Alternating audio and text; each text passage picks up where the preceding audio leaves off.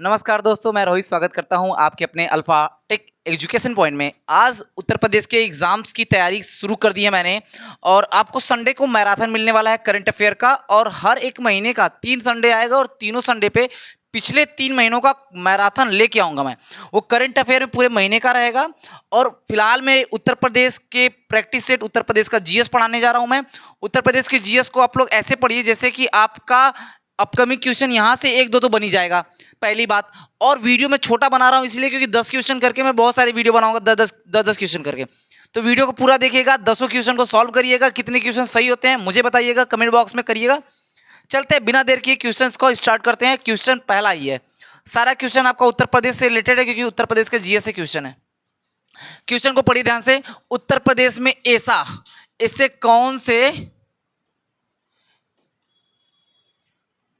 ऐसे कौन सा व्यक्ति है जो उत्तर प्रदेश के मुख्यमंत्री और राजस्थान के राज्यपाल भी थे। नाम आपको चारों समझ में आ रहे होंगे कि कोई ना कोई तो होगा ही। उत्तर प्रदेश सारे लोग रिलेटेड हैं, लेकिन बात करें इसका सही आंसर तो संपूर्णानंद जी हैं। चलिए इस पे थोड़ा सा बात कर लेते हैं। संपूर्णानंद जी क्या थे? संपूर्णानंद जी वही व्यक्ति हैं जिनके नाम पर संपूर्णानंद संस्कृत विश्वविद्यालय है। संपूर्णानंद संस्कृत विद्यालय यह है कहाँ पे? तो बनारस की धरती, मतलब घाट की धरती, घाटों का जिला, जिसे क्या कहा जाता है? बनारस। ठीक। बात करें संपूर्णानंद जी के बारे में तो ये 1955 में, बाबू 1955 डेट याद रखिएगा, डेट ही से क्वेश्चन बनता है। 1955 में उत्तर प्रदेश के क्या बने? ये मुख्यमंत्री बने। और 1962 में राजस्थान के राज्यपाल नियुक्त हुए। ठीक। तो ये एक ऐसे व्यक्ति हैं जो उत्तर प्रदेश के मुख्यमंत्री और राजस्थान के राज्यपाल दोनों बने। अब बात कर ले थोड़ा सा गोविंद बल्लभ भाई पटेल के बारे में। तो गोविंद बल्लभ पटेल जो थे उत्तर प्रदेश के पहले मुख्यमंत्री, उत्तर प्रदेश के पहले मुख्यमंत्री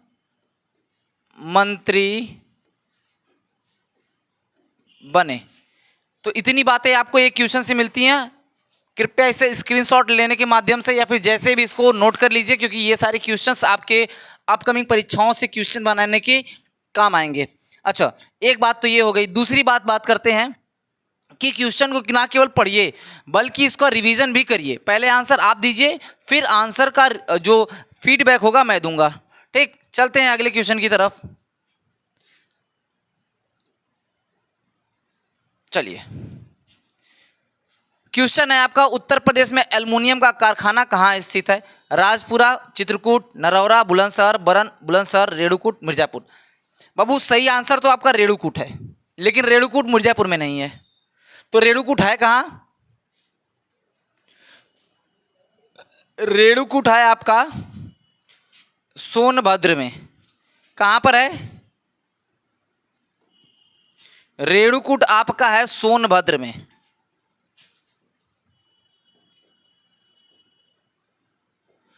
और उत्तर प्रदेश के सोनभद्र में, उत्तर प्रदेश के सोनभद्र में जो आपका सोनभद्र में जो आपकी एल्युमिनियम की कंपनी है उसको हम लोग कहते हैं हिंडाल्को। हिंडाल्को, इसके मालिक जो हैं बिरला ग्रुप हैं। बिरला ग्रुप, बात समझ में आई? हिंडाल्को कंपनी के मालिक कौन है? बिरला ग्रुप वाले हैं। हिंडाल्को कंपनी में क्या बनता है? एल्युमिनियम।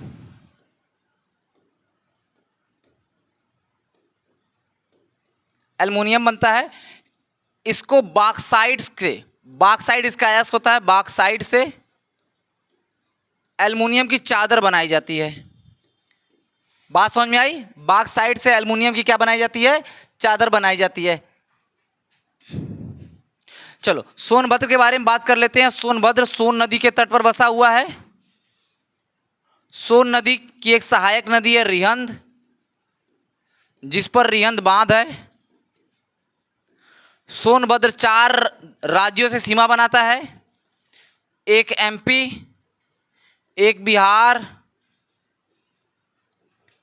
एक छत्तीसगढ़ और एक आपका झारखंड।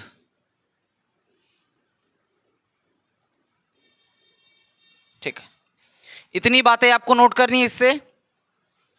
ठीक है, आगे चला जाए, स्क्रीनशॉट ले लीजिए इसका। ठीक है, चलिए।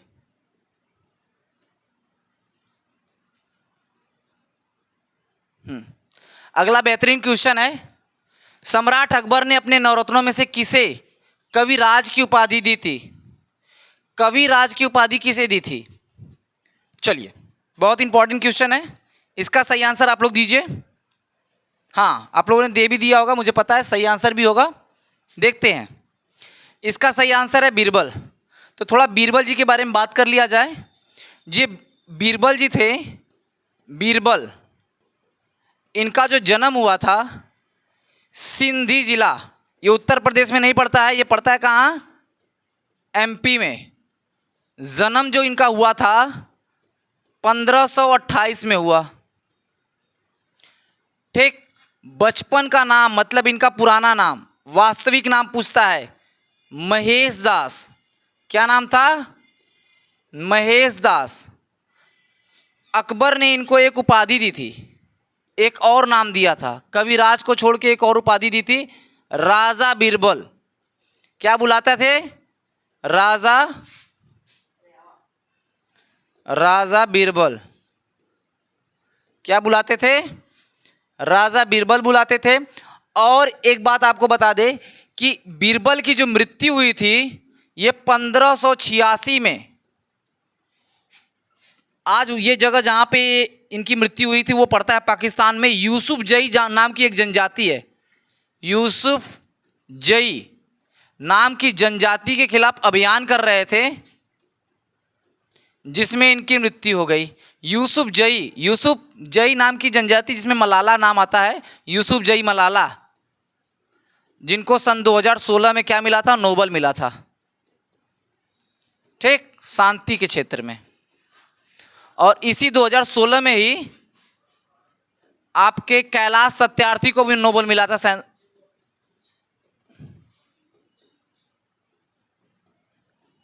कैलाश सत्यार्थी को भी शांति के क्षेत्र में नोबेल दिया गया था। इतनी बातें आपको यहां से नोट करनी है। ठीक है, चलिए अब चलते हैं अगले क्वेश्चन की तरफ। अगला क्वेश्चन क्या हमारा है? देखिए, क्वेश्चन को सही और गलत करना वो आपका काम है, क्वेश्चन की डिटेलिंग करना मेरा काम है और मैं कर रहा हूं। इसको स्क्रीनशॉट पर क्वेश्चन का आप लेते रहिएगा ताकि आपको डिटेल आंसर मिलते रहें। निम्नलिखित में से कौन सा बाबा फरीद का शिष्य है? ठीक, इसका सही आंसर क्या होगा? इसका सही आंसर होगा निजामुद्दीन औलिया। और निजामुद्दीन औलिया की जो दरगाह है वो कहाँ पड़ती है? आपकी दिल्ली में। निजामुद्दीन औलिया का एक वाक्य बहुत फेमस है, इसने तुगलक वंश के संस्थापक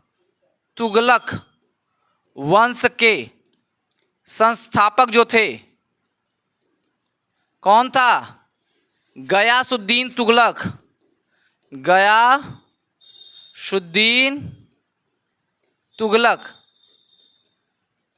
एक वाक्य कहा था, उस वाक्य को खूब पूछता है। वाक्य क्या था? हनूज दिल्ली दूर अस्ति। हनूज दिल्ली दूर अस्ति। जब इसने कहा कि मैं जब दिल्ली आऊंगा तो मैं निजामुद्दीन औलिया को देख लूंगा, तो इन्होंने कहा बेटा अभी दिल्ली दूर है। और जैसे इन्होंने कहा, उसके रास्ते में आते वक्त गयासुद्दीन तुगलक एक लकड़ी के महल में टिका था, लकड़ी के महल में रुका था और लकड़ी का महल गिर जाने की वजह से इसकी मृत्यु हो गई। किसकी? गयासुद्दीन तुगलक की मृत्यु हो गई। तो एक क्वेश्चन यहां से बनता है कि किस शासक की मृत्यु लकड़ी के महल में दब के मरने से हुई थी? तो गयासुद्दीन तुगलक वंश का संस्थापक था, लकड़ी के महल में दब के मरने से इसकी मृत्यु हो गई थी। चलिए अगले क्वेश्चन की तरफ बढ़ते हैं। अगला क्वेश्चन क्या है, बहुत ही इंपॉर्टेंट क्वेश्चन है भाई, बहुत इंपॉर्टेंट क्वेश्चन है ये। ठीक है, आइए, कह रहा है ये क्वेश्चन को पहले पढ़िए, बड़ा इंपॉर्टेंट क्वेश्चन है। यहां से मैं 2-3 क्वेश्चन आपका तैयार करवा दूंगा। इस क्वेश्चन को देखिए, कह रहा है जुलाहा दंपति, जुलाहा क्या होता है, जो कपड़े बुनते हैं। जुलाहा दंपति, नाम याद रखिएगा इनके माता पिता का, यही नाम भी मैं मेंशन करवा दिया हूं। नीरू और नीमा द्वारा किस संत का पालन पोषण किया गया था। नीरू और नीमा, आपको आंसर पता होगा। चलिए, मुझे पता है कि आपको आंसर पता होगा, लेकिन इसके बारे में थोड़ी सी डिटेलिंग करते हैं। इसका सही आंसर है कबीरदास। कबीरदास के ही माता का नाम नीरू और पिता का नाम नीमा था। इनके बारे में थोड़ी सी डिटेलिंग करते हैं। इनके गुरु का नाम क्या था, इनके गुरु का नाम था रामानंद। रामानंद। इनकी जो मृत्यु हुई थी वो मगहर में हुई थी। कहाँ हुई थी, मगहर, उत्तर प्रदेश का ये जिला है मगहर, सॉरी मगहर कह रहा हूं, संत कबीर नगर, संत कबीर नगर। ठीक, और मगहर में मेला भी लगता है मगहर का। पूछा जाता है मगहर मेला किस जिले में लगता है, तो याद रखिएगा संत कबीर नगर में ये मेला लगता है। चलिए आगे बढ़ते हैं। अच्छा, इनकी एक पुस्तक, इनकी जो रचना है, इनको क्या कहा जाता है, साखी, सबद और रामायणी, यही ना, साखी, सबद, रामायणी। आगे चले, चलिए इसको क्लीन करते हैं, आगे बढ़ते हैं। कोई दिक्कत अभी तक, चलिए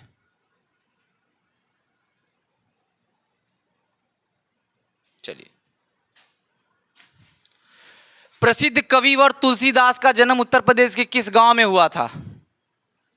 ठीक है, गांव पूछ देता है, जिला पूछ देता है, बारी बारी से सब कुछ पूछता है, लेकिन पहले आज पूछ दिया गांव। अगर जिला पूछ दिया तो नहीं बताओगे, जिला पूछ दिया तो बताओगे कि नहीं बताओगे, बिल्कुल बताओगे। चलिए, प्रसिद्ध कवि तुलसीदास का जन्म उत्तर प्रदेश के किस गांव में हुआ था, तो नाम याद रखिएगा कि तुलसीदास का जन्म राजापुर गांव में हुआ था। ये कहाँ पड़ता है, बांदा में।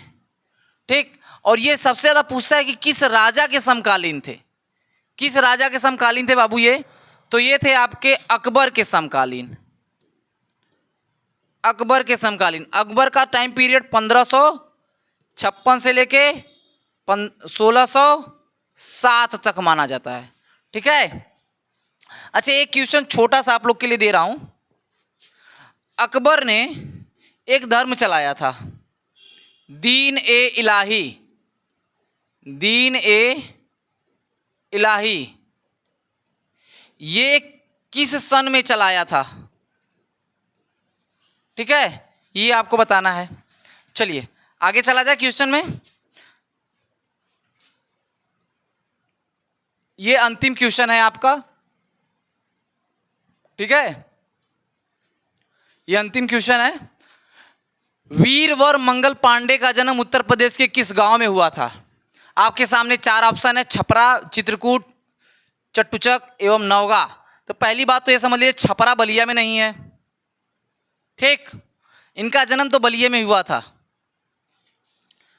तो चट्टूचक नहीं है, छपरा नहीं है, चित्रकूट, ये नौगा है, याद रखिएगा नौगा। और आपको बस इतना कमेंट बॉक्स में बताना है कि बलिया उत्तर प्रदेश के किस मंडल में आता है, किस मंडल का जिला है। नाम कमेंट बॉक्स में आपका मुझे चाहिए कि उत्तर प्रदेश के किस जिले में बलिया, किस मंडल में बलिया आता है। ठीक, और बलिया किस राज्य से सीमा बनाता है, किस राज्य से सीमा बनाता है। चलिए, तो आज की वीडियो में केवल इतना ही। अगर वीडियो आपको पसंद आया हो तो अपने दोस्तों में जरूर शेयर करिएगा और अल्फा टेक के साथ लग के यूपीपी की तैयारी करिए, क्योंकि ये डोज आपको मिलने वाला है रोज।